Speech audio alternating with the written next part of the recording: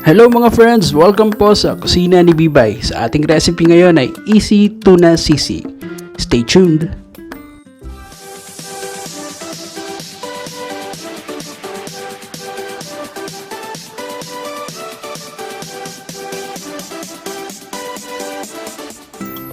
Dito po tayo ay gumamit ng 3 lata ng century tuna.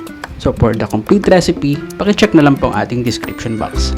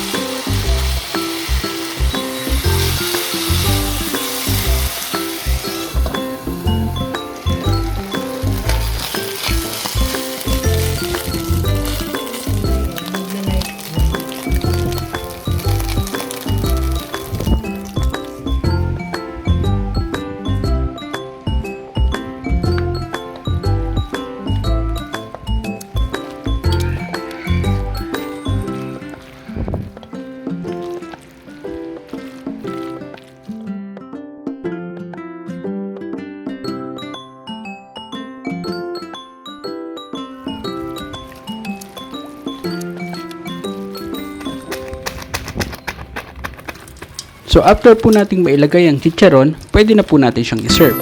Then we hope that you like our recipe for today. That we are the kusina ni Bibay. And as always, enjoy cooking. See you on our next video.